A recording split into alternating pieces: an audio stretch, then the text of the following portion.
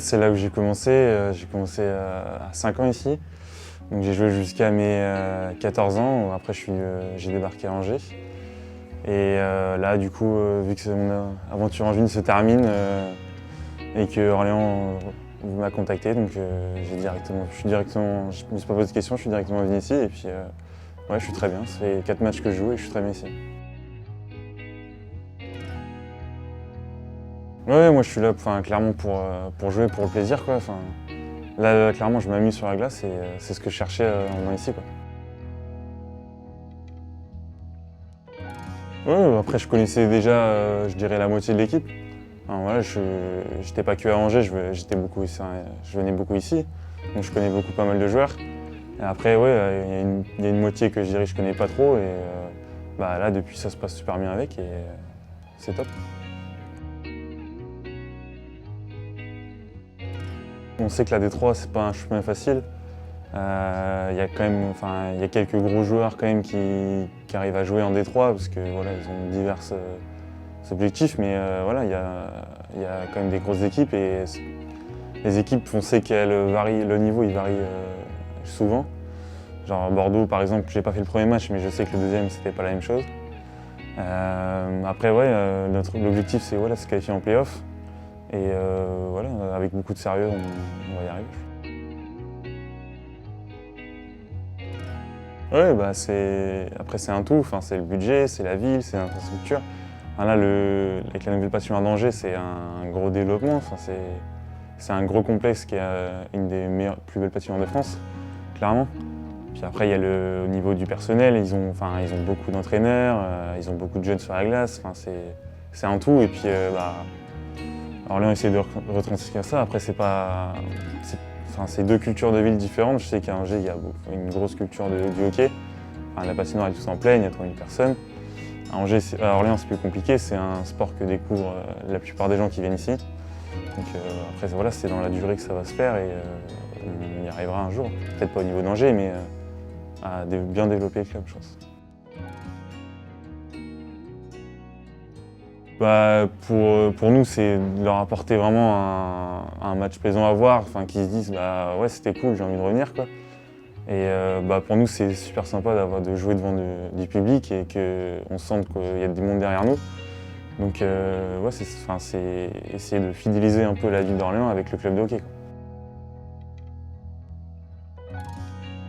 Je pense que c'est une très bonne façon de se découvrir parce qu'on a encore assez peu de sponsors et donc ils mettent genre pas autant d'argent que dans des clubs comme du foot ou du rugby.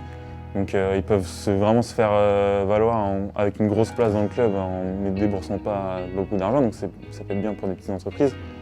Et après pour eux, ça leur permettrait de voir aussi les matchs à Orléans. Et voilà, je pense que j'en ai déjà fait en étant sur la glace et dans le public.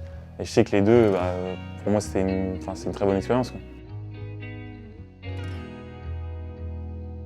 Toute la question, c'est essayer de trouver une place importante dans une ville où il n'y a pas forcément de grosses places. Il y a le foot prend beaucoup de place, après il y a le rugby, le basket qui a une grosse division et nous on est au dernier échelon compétitif français. Donc c'est pas facile de faire venir les gens, mais je pense que là on arrive déjà à ramener quand même pas mal de monde, donc c'est bien. Je pense que c'est tout le côté un peu atypique du sport que les gens ils se diront je pensais pas qu'il y avait un sport qui jouait comme ça. Donc, je pense que c'est là-dessus que les gens ils peuvent être surpris et être conquis par ce qu'on propose sur la glace, quoi. Ouais, c'est, je dirais, le poste le plus compliqué parce que si t'es moins bon, forcément tu joues presque pas de la saison. Et si t'as pas quelqu'un derrière ton dos pour un peu te corriger, te dire ce qui va pas, comment tu pourrais t'améliorer, au final tu restes bloqué au même endroit et t'es assez vite dégoûté, quoi. Donc c'est un poste un peu ingrat et on est un peu je dirais un peu le son de l'équipe parce que quand même si on fait une mauvaise performance, ça se voit direct sur les résultats de l'équipe.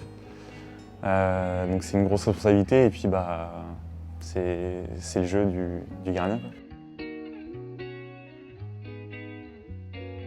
Oui, c'est pareil, si on n'a pas les bonnes bases, c'est compliqué. Donc si voilà, après moi je sais que je peux essayer d'apporter ce que j'ai pu apprendre à Angers, ce qu'on m'a appris à Angers, donc moi je vais essayer d'apporter ça et pouvoir faire en sorte que les gardiens ils partent sur des bonnes bases et qu'ils puissent se développer correctement. Après voilà, pareil, c'est encore vraiment un poste qui est compliqué à jouer. Et,